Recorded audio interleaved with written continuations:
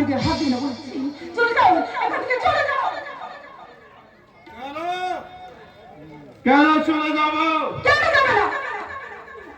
মদ খেতে, মাতাল হতে, আর কি চাও তুমি? তুমি কি চাও আমার দেহটাকে নিয়ে ছিঁড়ে ছিঁড়ে খেতে?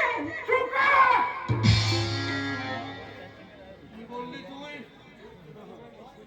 আমি চরিত্রহীন, আমি লম্পট। আমি কথা বলতে চাইনি, আমি তোমাকে মহাত্মা চরিত্রহীন কোনোদিন বলতে চাইনি, কারণ আমি আমি যে তোমাকে ভালোবাসি।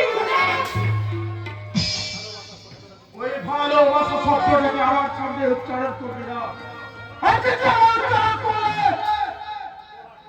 আমি তোর তোকে শেষ করে দেব।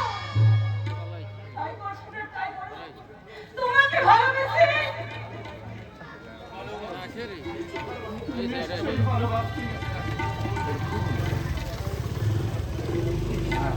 সেটা ছোট বোন তার দাদাকে যেমন করে ভালোবাসে ঠিক তেমনি করে ভালোবাসি, আর বেশি কিছু চাইবার চেষ্টা করবি না। চুপ করে বলছি, আর কোনদিন আমার সামনে বাবা বা শব্দ তুলে উচ্চারণ করবে না। কিন্তু আমার যে বাবা মা ছাড়া আর কেউ নেই। আমার জীবনের কঠিন ভগবান, আমার জীবনের ভগবান। কিন্তু কিন্তু আমার জীবনে ওই বাবা মাই হলো মূর্ত অভিশাপ। ওরাই আমার জীবন কেটে দিয়েছে নিকশ কালো অন্ধকারে, আর কপালে এঁটে দিয়েছে ঘৃণিত জীবনের বেদনাতক।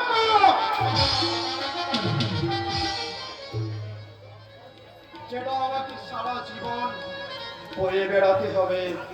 না সম্রাট, উপরে তোমার ভগবান আর আমার আল্লাহ বন্দিত হয়ে থাকে, আর তোমার এই মুক্তির দাম একদিন তাকে দিতেই হবে। আকাশ তোমার কাছে রইল, আর আমি চললে আমার অহংকারী কবির ভগবান দেবদত্ত ঘোষালের বাড়ি।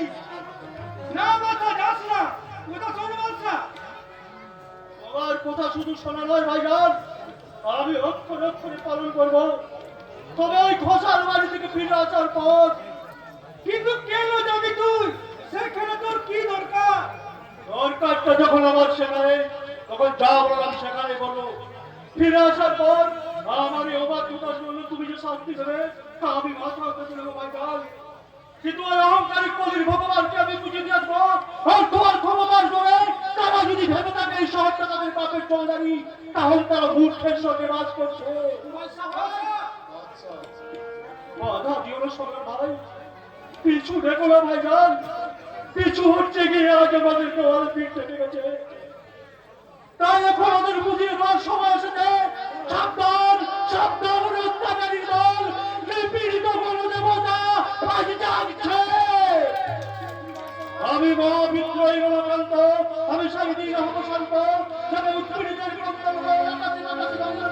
অত্যাচারীর সর্বত্র আমি মহাবিদ্রোহী রণকান্ত, আমি সাহিত্যিক রহমশান্ত।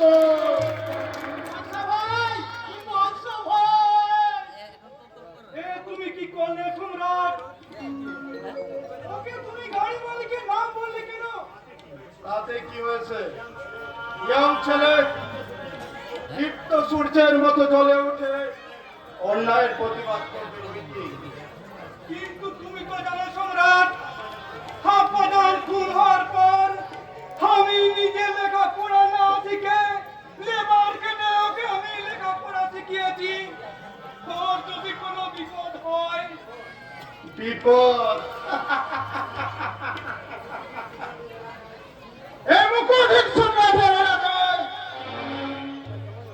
কোনদিন আমার অজান্তে কারো কোনো বিপদ হয়নি, আর হবেও না। সম্রাট,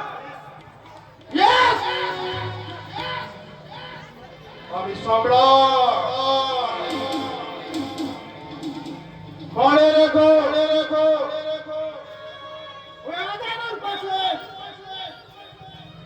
এই সম্রাট বাদশা আমার মুখের বদন কোন কারণে সেই বদন ভেঙে গিয়ে আমি যেন পঙ্গু হয়ে না যাই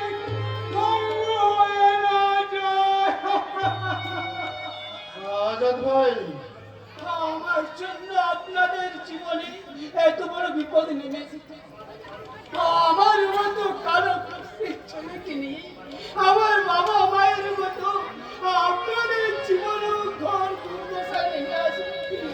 আমি চাই না দাদা, আমি চাই না। দাঁড়াও আকাশ, আমার আপত্তিকে উপেক্ষা করে সেই থেকে তুমি বাবা মা বলে বলে চিৎকার করছো। তুমি কি চাও তোমার সেই অতি আপনজন বিনা চিকিৎসায় মারা যাক? না না না না, দেশের পুলিশ কোন দুর্ঘটনা ঘটা 7 ঘন্টা পার হয়ে গেলে পৌঁছায়। আর তাহলে তুমিও কি তাদের মতোই? তাদের কোনো দোষ নেই স্যার, কারণ আমরাই তাদের ঘুষ দিয়ে ওদের দায় দায়িত্ব কর্তব্যের গলায় ছুরি বসিয়েছি। তাই ওরা অপেক্ষা করে দেখে কোথা থেকে কোনো ঘুষ আসে কিনা। কিন্তু আমি তো কোনো ঘুষখোর নই স্যার। বাবা আমি ভেতরে যাচ্ছি, আপনারা কথা বলুন বাবা, আপনারা তাই বলুন স্যার। এই বলুন কোথায় স্যার? মাস্টার মশাইরা বিরক্তি হয়ে যখন ক্লাস 4 পাস করালেন তখন আমার বয়স মাত্র 22 বছর। মাত্র 22 বছর? হ্যাঁ স্যার, সেই রেকর্ড আজ পর্যন্ত কেউ ভাঙতে পারেনি। এবার তোমার নাম গ্রিনিস বুকে উঠবে। একটুকু ব্যবস্থা করে দিন না স্যার। আমার নামটা যদি গিনিসের বুকে উঠে তাহলে আপনার প্রদর্শন সারা জীবন সেই সঙ্গে আমার বলে দিবেন স্যার, রাগে আমি হাই স্কুলে ভর্তি হইনি।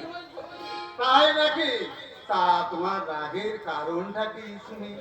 আর বলবেন না স্যার, প্রত্যেক হাতে অন্য ছাত্র আমাকে দাদু বলে ডাকতো। আপনি বলুন স্যার, তাতে আমার রাগ হবে না? কিন্তু এখন তো রাত পড়ে গেছে। এবার যাও, সারা নিমতলা বস্তিটা ঘুরে এসে আমাকে রিপোর্ট দেবে। তোমার রিপোর্টের ভিত্তিতে আমি তাদের ব্যবস্থা করে দিয়ে 2 দিনের জন্য গ্রামের দিকে বেড়াতে যাব। যাও, তুমি তোমার দায়িত্ব পালন করো। নিশ্চয় পালন করবো স্যার। তার আগে একটা বিড়ি ধরায়, বিড়ি না খেলে আমার বুদ্ধি খুলে না। সম্রাট, কে কে তোমাদের সম্রাট?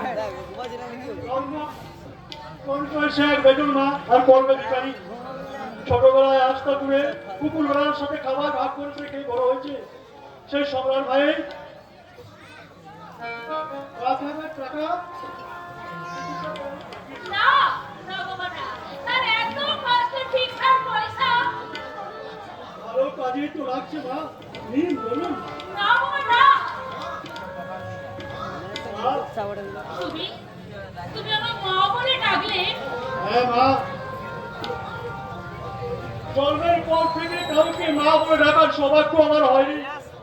তাই যাবার সময় আপনার মতো এক মহিষী মায়ের পায়ের ধুলো মাথায় নিয়ে বহুদিনের ভুভুক্ত হৃদয় আমি কানায় কানায় পূর্ণ করে গেলাম মা।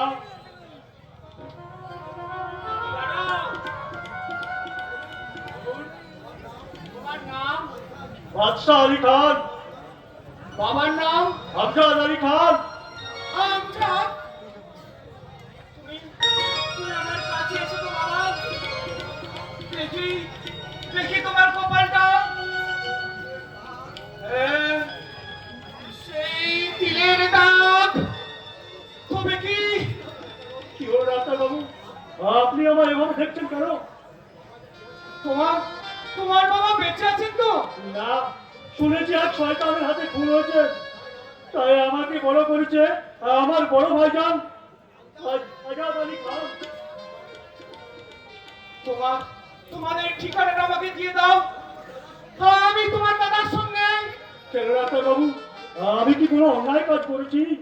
না বাচ্চ না, তোমার মতো ছেলেরা কোনোদিন কোনো ভুল কাজ করতে পারে না। ডাক্তার বাবু, আমি তো আমার পাপের প্রায়শ্চিত্তের পথ খুঁজছি। যাক, ঠিকানাটা বলে যাও। 13-2 মুচিঘাটা রেল, কলকাতা। ঠিক আছে, এবার তুমি এসো, বাকি কাজ আমি একাই করে নিতে পারবো। আপনি কি করবেন তা আমি জানি না ডাক্তার বাবু, তবে আপনার মতো মানুষ রূপী কলির ভগবান যে আমার বিষয়ে আগ্রহী এটা জেনে আমি খুশি করে ফিরে চললাম। আসি ডাক্তার বাবু, নমস্কার। মা, বাবা, আকাশ ভাই, আজ আমি আসছি। আলবিনা, আলবিনা। বাসা ভাই, বাসা ভাই। ওই নিষ্ঠুর শহরের বুকে প্রাণীর মতো দেশবন্ধ মানুষও বাস করে। ওরে মায়াবতী, মা ডাকছেন আমার মাতৃহীনের তারা এখানে পড়ে গেল। ও যেন আমার কতদিনের চেনা জানা।